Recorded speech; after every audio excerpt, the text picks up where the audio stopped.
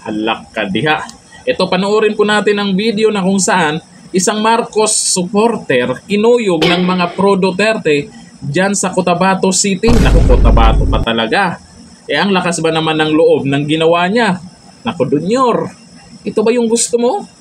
Nagkakagulo na ang mga Pilipino? O ito, panoorin natin.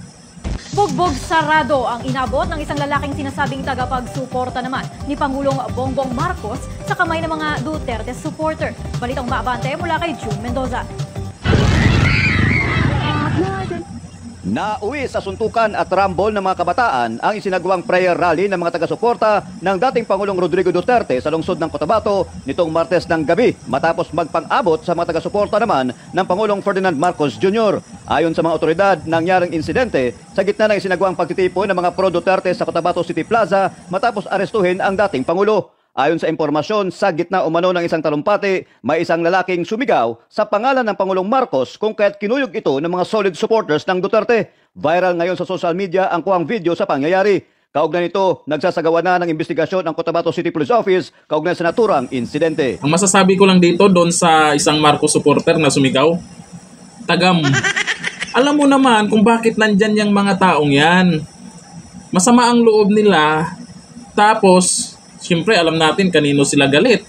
Tapos isigaw mo pa dyan, ay, nangahamon ka yata. Imbis na maayos yung pagrarally nila, ikaw yung naging dahilan kaya nagkagulo. Gusto mo ng gulo. Yan na nga kasi ang gusto nyo. Pinagbigyan kayo. O ayun, kinuyog ka ngayon. Ako sana wag po lumala itong mga pangyayari ngayon.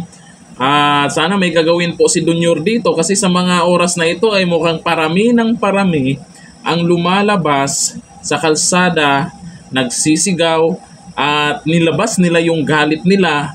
Nako, wag naman sana mapunta sa Malacanang. Wag naman sana ay sana mapigilan po ito kasi ito simula pa lang to Yung iba po ay nabalitaan ko ay may mga schedule na rin kung kailan sila lalabas. Kung magkainitan dyan kasi kasi organic po yan. Yung mga lumalabas ngayon, hindi po yan kagaya ng iba na lumabas dahil may ayuda, sana all, may dahil bayad. Yan po, organic po yung mga lumabas. Pinakita ang suporta nila dating Pangulong Duterte. Okay naman sana, wala namang problema kasi sabi ni Tatay Digong, handa na siyang harapin ang ICC. Yun nga lang, yung paraan nyo. Maraming nakapagsabi, sabi nila expert sila sila yung mga expert ngayon. Mali yung proseso na ginawa, minadali masyado. Tapos ngayon, kumalat yung mga video ni Torre na kung saan ay mukhang walang respeto po dyan sa ating dating Pangulong Duterte.